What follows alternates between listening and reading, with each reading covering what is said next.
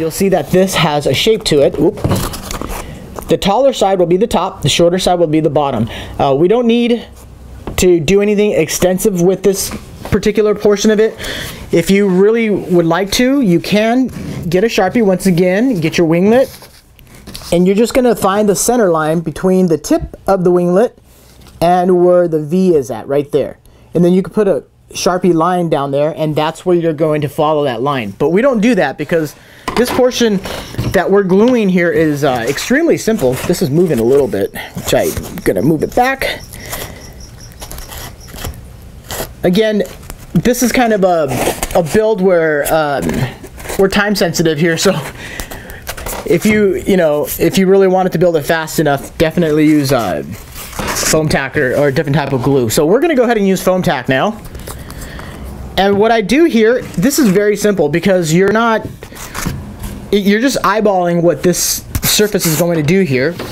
And I will apply foam tack or the rubber contact cement. Basically, foam tack is rubber contact cement. It just dries a little bit quicker.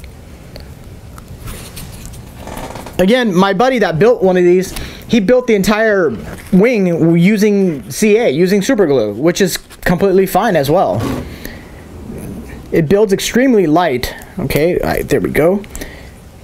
I'm going to do the same thing with this foam tack as I did with the rubber contact cement. As you can see, when it comes out, it's almost exactly the same. It's a clear rubber contact cement liquid, and it pretty much does the same thing as rubber contact cement.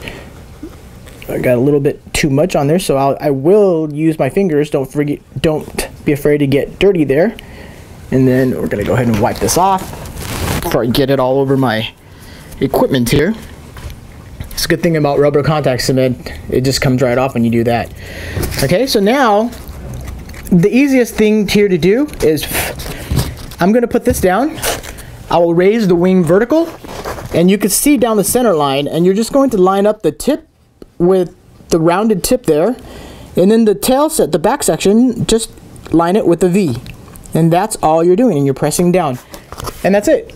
Your winglet is now glued on. Actually, you know what? Yeah, that's fine. I think I like that look better anyway.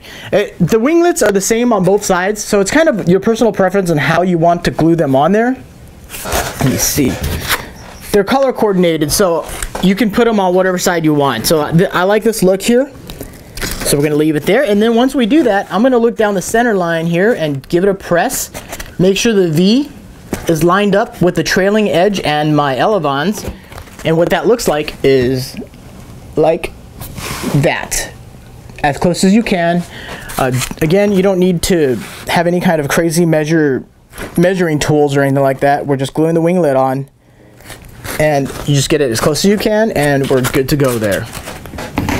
Once your winglets are glued on, or your vertical stabilizers, keep in mind these will take a little bit of time to cure and dry as well, and they are protruding on the bottom side, as you can see right there. Let me see if you can show it to you. You can see that there's a lower edge to it right here, so you can't set this down on a flat surface, because if the glue's not cured fully yet, if you did use the rubber contact cement or foam tack or welder's glue, it'll start moving on you. So what I do is I grab the motor box that it came with, and I'll just go ahead and set this on top of the motor box, and put a little bit of weight right in the nose area to keep it from falling to the tail section. Or if you have just a bigger box or something, just set it on top of it to keep it away from pressing down on the winglets there. So these are glued on now, and we're just going to wait for this to cure a little bit, and then we're going to move on to the next step.